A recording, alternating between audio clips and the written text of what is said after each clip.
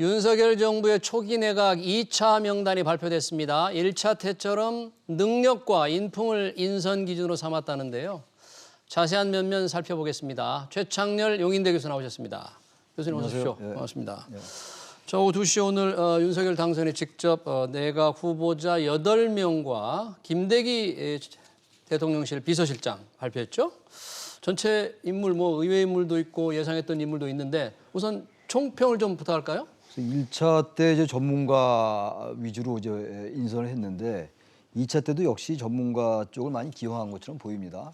그리고 2차에 보니까 현역 의원이 몇 명 눈에 띄어요. 네. 박진 의원, 권영세 의원, 그리고 이제 이영 의원인데 전체적으로 볼 때 역시 이제 언론에서 나이를 많이 따지던데 네.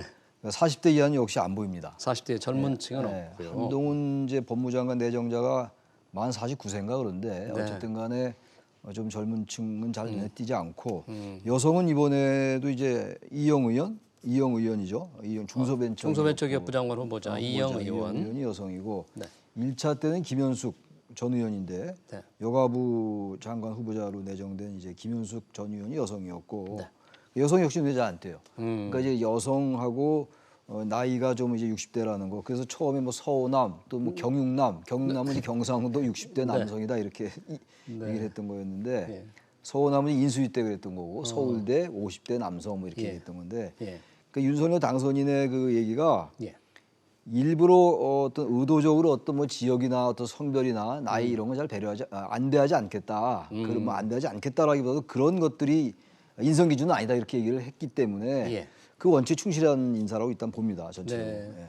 말씀하신 대로 보니까 여성은 결국 오늘 발표된 분 중에서는 2분밖에 안 되네요. 2분밖에 안 돼요. 예. 환경부 장관의 한화진 후보자, 한화진. 중소벤처기업부 이영 의원. 2분밖에 안 1차, 2차 합쳐서 3분이죠. 그러니까. 세 분이네요. 아직. 예, 여성. 오늘 원래 예상했다 발표가 안 된 장관도 지금 있나요? 고용노동부 장관이 발표 안 됐고요. 예. 농림축산식품부 두 두 장관. 자리가 아직 발표가 안 됐어요. 여기에 네. 이제 현역 전직 의원을 쓸지 아니면 또 이제 좀 나이가 좀 젊은 분을 네. 쓸지 모르겠으나 일단 두 자리는 발표가 안 됐어요. 두 장관 자리. 뭔가 두 자리는 조금 어떤 아직 최종적으로 네, 결정이 아직 안 된 듯한 느낌이고요. 자, 오늘 후보자들 가장 주목을 끈 후보자 역시 한동훈 법무장관 후보자죠. 네. 이 정말 예상 외예요. 그래서 저는 법무장관까지는 안 되고 예. 이제 언론에서도 수원지검장이나 서울중앙지검장도 이제 파격 아니냐 이런 얘기를 했었는데 네. 지금 검찰총장은 임기가 있으니까 네. 지금 검찰총장 임명할 수는 없는 노릇이고 법무부 장관은 저도 의외였어요. 근데 이건 뭐 당선인의 의지가 확고하다고 아주 뭐 정확하게 보이는 인사이기 때문에 네. 이 부분은 이제 민주당이 어떻게 반응할 것인가. 네. 게다가 지금 민주당이 이제 검수완박을 추진하고 있잖아요. 지금 저기 나오고 있습니다만 이제 뭐 법무부 검찰에서 중앙요직을 많이 거쳤어요. 네. 그리고 이제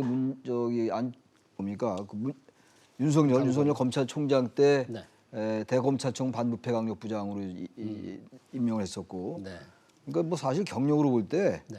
법무장관 못할 이유는 하나도 없는 거죠. 근데 단지 여야 관계에서 상당히 이제 그 야당이 될 테니까 네. 예, 민주당이 야당의 반발을 살 가능성이 높다고 일단 보여지고 여러 가지 그 사건에 많이 연루됐다. 최근에 그 채널 A 사건, 검언 유착 사건 이른바 네. 거기 이제 무혐의로 이제 최종 결정이 났잖아요. 무혐의 이번에. 처리됐으니까. 그러면서 이제 내정이 된 거라서 이 부분은 어쨌든 뭐 가장 파격이다. 일단 보여집니다. 일단. 윤석열 당선인 스스로 파격이 아니다 이렇게 설명을 하셨어요. 네. 검찰 개혁의 적임자이고 기획도 많이 했고 법무 행정에 대한 경험도 많고 이게 윤석열 당선인이 파격이 아니라고 설명했지만 많은 분들은 워낙에 예상 밖이어서 좀 파격으로 볼 수밖에 없지 않나. 네. 혹시 청문회에서도 가장 주목을 끌지 받을 않을까 것 이런 같아요. 것도 들어요. 그러니까 이제 청문회라는 게 예. 여러 가지 요인이 있어요. 예. 여야 관계가 굉장히 냉각됐을 때는 유탄을 맞는 경우가 있고, 그리고 이제 예를 들어 선거를 앞두고 예. 선거 때문에 이제 통과될 수 있는데도 이제 통과 안 되는 경우도 있고, 그러니까 이 청문회에는 여러 가지 요인이 있거든요. 그리고 후보자 요인도 있습니다. 예.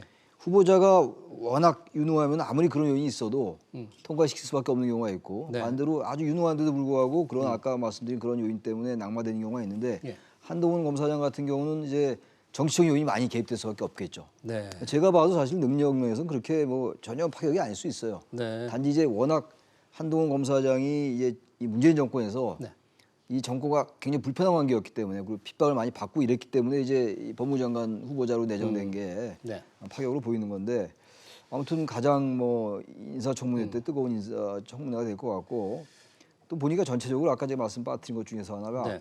안철수 위원장이 추천한 인사가 별로 안 보여요. 없습니까, 이번에도? 네, 정확하게는 아직은 다 예. 모르겠는데 일단 눈에 잘 띄지 않는 것 같습니다. 지금. 네. 뭐 좋은 인재를 추천하기 위한 싶었는데 그런 기회가 없었다. 기회가 없었다는 안철수 얘기를 위원장 하고. 그렇게 말씀을 하셨는데 네. 뭐 추천은 했을 거 아닙니까? 한 것 같아요. 그 네. 언론의 그 말씀 발언을 보니까 네. 추천을 했는데 잘 받아들이지 않았다. 음. 라고 해석될 수 있게 이제 그렇게 네. 말씀을 했어요. 그래서 글쎄요, 이게 앞으로 이제 이 공동정부가 어떻게 되느냐 이 부분과도 이제 연관시켜 봐야 될 것 같아요. 예. 이번 인사에서 모르죠. 이제 두 자리가 남았으니까 그 자리에 이제 안철수 위원장이 추천 인사 갈 수가 있을까? 그게 이제 관전 포인트일 것 같아요. 네, 남은 두 자리. 두 부처 장관 네. 자리가 남아 있기 때문에. 하긴 지금 국민당에서 국힘과 지금 합병도 주연 역할을 하고 있는 이태규 의원이 인수위 위원을 사퇴를 할 정도니까 글쎄요. 뭔가 조금 그런 인선 과정에서 네. 조금 맞지 않는 게 좀 있었나. 약간의 저 의견 일치가 안 되는 게 있다고 보는 게 상식일 것 같습니다. 예. 이 한동훈 지금 사법연수원 부원장이죠. 부원장이죠. 윤석열 당선인의 최측근으로 꼽히고 그래서 뭐 거의 뭐 오른팔 왼팔로 그렇죠. 이렇게 불렸던 분이니까. 그러면 자타가 공인하는 거죠, 그거야. 네. 저는 좀 주의 깊게 들었던 게 윤석열 당선인이 법무장관 설명을 하면서 법무행정이 경제 발전을 뒷받침하는 할 수 있도록 제도의 현대화가 필요한데 가장 적극이다. 이런 말씀 같은 게 굉장히 아주 그러니까 이제 신선하게 들렸어요. 법무행정이 굉장히 밝으니까 한동훈 이제 그 전 부원장이 밝기 때문에 아마 그런 얘기를 한 것 같아요. 그러니까 단순히 이 법무행정이라는 게 예. 검찰에 관련된 거 형사사법뿐만이 아니라 경제 체제를 더 탄탄히 하고 예. 공정과 상식에 입각해서 뭔가 법질서를 바로잡아야 된다. 아마 그런 의미에서 네. 한동훈 검사장이 상당히 거의 적격이다 이렇게 얘기를 한 것 같습니다. 예.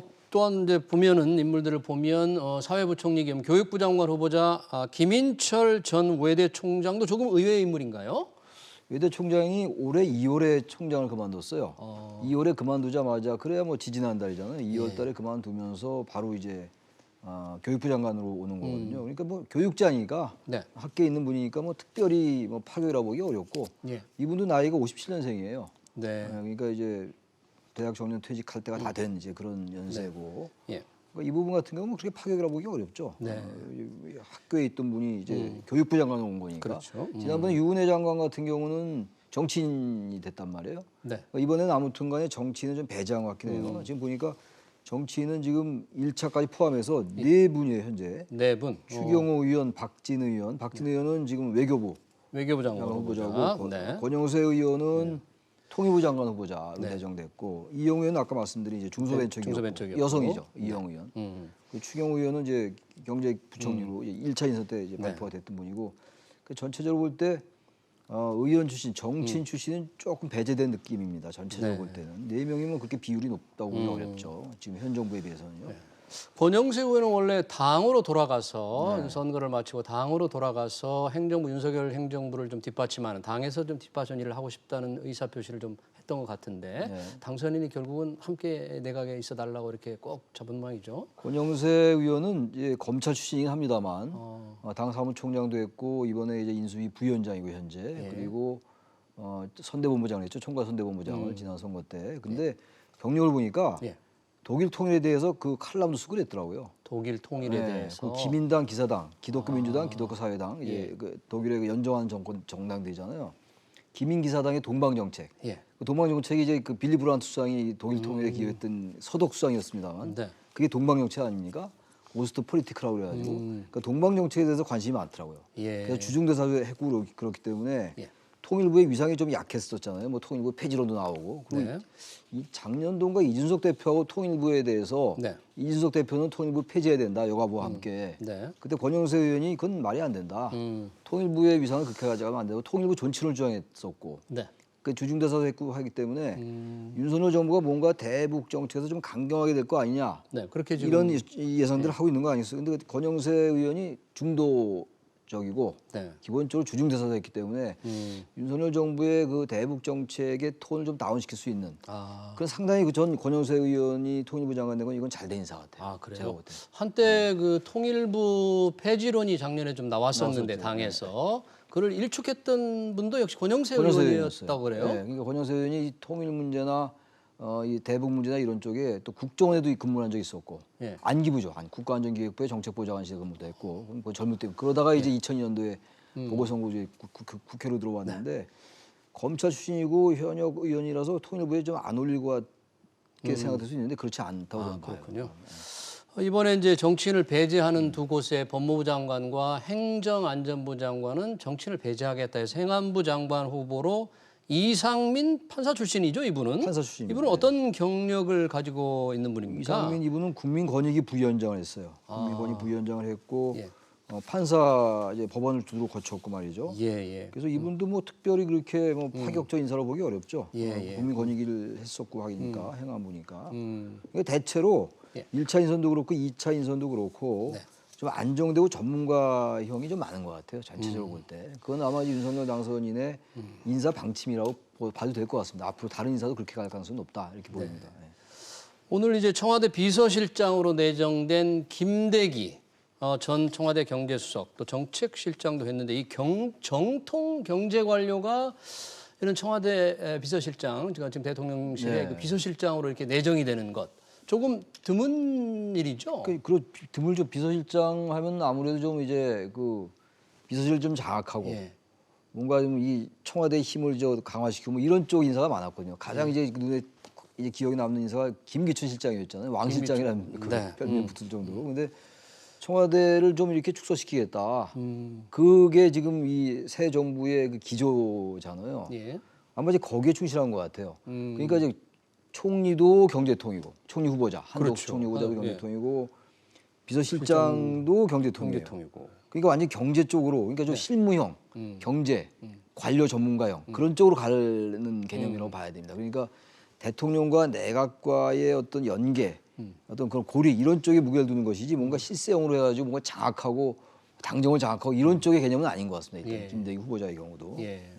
그러니까 청와대가 직접 나서서 정책을 만들거나 내각을 지휘를 하거나 예. 관리 통제를 하는 그런 대통령실은 안 되겠다. 아니 그런 쪽은 좀 지양하겠다. 지양하겠다 그런 거죠. 그런 게 담겨 있다고 보입니다. 일단. 예. 자, 그리고 특별히 또 아까 안철수 후보가 위원장이 추천한 인물은 없었고요. 네. 자, 이제 청문회를 지나야 되는데 민주당 지금 뭐 어떤 입장입니까 지금? 민주당으로서는 특히 이제 한동훈 이제 사법연수원 부원장을 예. 법무장관으로 내정한 것에 대해서 후보자 예. 상당히 격앙될 수 있어요. 아직 제가 공식 반응은 못 봤는데 네. 게다가 지금 검수완박, 검찰의 수사권 완전 박탈. 이건 뭐 민주당 내에서도 이견이 좀 있습니다만 네. 검수완박을 추진하고 있는 상황에서 상당히 이 검수완박 쪽에 더 무게가 실릴 가능성이 있다. 한동훈 이제 검사장이 예. 법무장관이 되면은 예. 상당히 지금 이 문재인 정권과 관련된 수사라든지 또 이재명 고문에 대한 수사 뭐 이런 부분들을 의식할 수가 있죠. 네. 지금 검수완박도 이쪽 국민의힘 측에서는 그러한 이재명 전 대선 후보를 의식한 거 아니냐, 그래서 검찰 수사권을 뺏으려 하는 거 아니냐 이렇게 국민의힘은 이제 의심 어린 눈초리를 바라고 있는 거거든요. 네. 근데 한동훈 검사장이 이제 법무장관이 만약 된다면 임명된다면 그런 쪽에 민주당이 더 민감할 수가 있겠죠. 보통 초대 내각에서 청문회에 탈락하는 분들이 좀 나왔었죠. 좀 나오죠. 되게 두세 명 정도 두세 명 나오는데 정도. 모르죠. 지금 여기 있는 분들이 지금 이제 언론이 검증을 할 테니까. 네. 근데 1차 인선이 지난 일요일이었단 말이에요. 4월 10일 날. 예. 그저께 일요일 말고 지난 예. 일요일. 예. 그때 발표하고 한덕수 총리에 대한 후보자. 거 말고는 다른 후보자들에 대해서는 특별히 뭐 어떤 뭐 투기라든지 이른바 저기 문재인 정부 때 만들었던 7대 검증 기준 예, 예. 거기에 관련돼서는 별로 아직은 안 나오는 것 같아요. 한덕수 아직은. 후보자 말고. 네, 그 한덕수 후보자는 뭐 이제 로펌 뭐 이제 고문료 뭐 이런 건데 수임료 이런 거. 네. 근데 지금 2차 인선 때 나온 인사들도 이제 그런 게 또 어떻게 언론이 검증을 해야 되겠죠. 그래서 아직은 좀 예단하기 어렵다. 그래서 민주당이 아무리 그래도 사람 숫자를 정해놓고 낙마시킬 수는 없는 거잖아요. 그렇죠. 나름대로 기준이 네, 있어야 문제가 되니까. 있어야 되니까요. 일단 민주당도 들여다 보겠죠. 네. 여러 인물들의 면면들을요. 네. 예. 네, 잘 알겠습니다. 윤석열 정부의 초대 내각의 2차 명단 면면 잘 들어봤습니다. 지금까지 최창렬 용인대 교수였습니다. 고생 고맙습니다. 네, 고맙습니다. 네.